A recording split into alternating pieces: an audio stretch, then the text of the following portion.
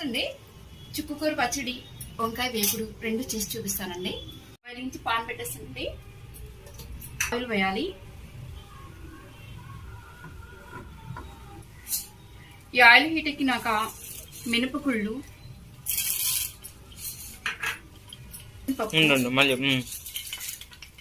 పచ్చిశనగపప్పు, జీలకర్ర ఇవి బాగా వేగాలండి.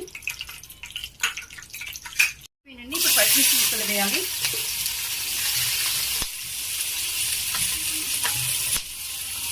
చుక్కకూర పుల్లగా ఉంటుంది కాబట్టి పచ్చిమిరకాయలు ఎక్కువే పడుతుంది.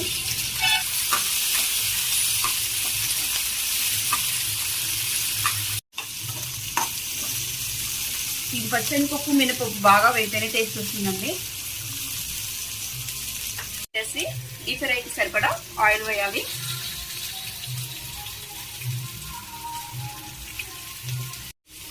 ఇలా వేస్తే చాలండి పచ్చిమిర్చి. తర్వాత ఉల్లిపాయ ముక్కలు వేయాలి. లైట్గా వేస్తే చాలు ఉల్లిపాయ ముక్కలు.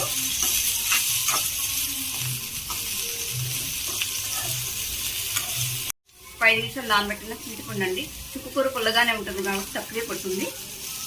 కొత్తిమీర వేసి కలిపేసేయాలి. ఇలా కలిపినాక స్టవ్ ఆపేసేయాలండి. ఈ ప్లేట్లో పక్కన పెట్టాలి.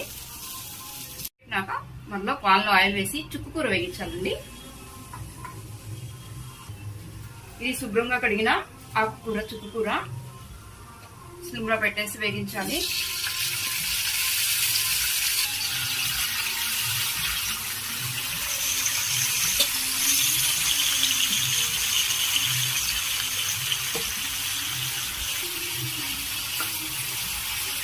ఇది మగ్గాలి బాగా. వేయడానికి ఆయిల్ హీట్ ఎక్కిందండి. ఇప్పుడు వంకాయలు వేయాలి.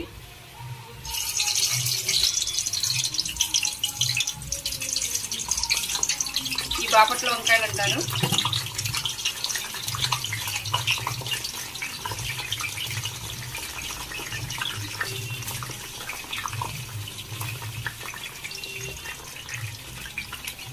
వంకాయలు తిప్పుతూ ఉండాలండి మధ్యలో. చుక్కకూర బాగా మగ్గిపోయిందండి. దీన్ని నూరే పని ఉండదు. రోట్లో కానీ మిక్సీలో కానీ కచ్చాపచ్చిగా పేస్ట్ చేయాలి. కల్లు ఉప్పు వేయాలి. వేసి మిక్సీ వేయాలి. ఇలా ఉంటే చాలండి. ఈ పేస్ట్ని దీంట్లో కలిపేసేయాలి.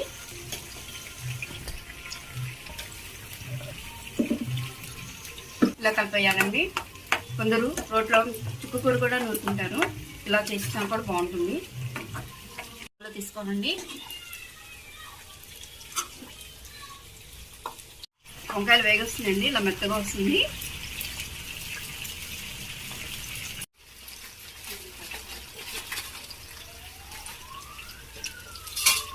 బాగా వేగిపోయిందండి. ఇప్పుడు ప్లేట్లో తీసుకొని ఇలా పక్కన తీసుకున్నాక వేడి నూనె దీని మీద వేయాలండి. అప్పుడు ముక్క మెత్తగా ఉంటుంది. వంకాయల్ని మరలా పాలలో వేసేసి వంకాయలో కారం, చిన్నులపై కారం, పసుపు, సాల్ట్ ఈ మూడు కలిపి దీని మీద వేసేయాలి. ఇలా కలిపేసేయాలి. స్టఫ్ చేసుకుంటారండి చాలా మంది. అలా చేసుకోవచ్చు, ఇలా చేసుకోవచ్చు. ఇది పైన వేసుకొని కలిపేసుకుంటే అన్నంలో కలుపుకోవడానికి కూడా సరిపోతుంది. ఈ వంకాయ ఫ్రై రెడీ అయిపోయిందండి.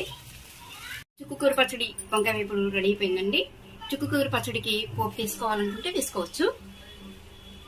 వీడియో మీకు నచ్చినట్టయితే లైక్ చేయండి, షేర్ చేయండి, సబ్స్క్రైబ్ చేయండి. పక్కనున్న బెల్ మీద క్లిక్ చేస్తే మేము చేసిన వీడియోస్ అన్ని మీకు వస్తాయండి.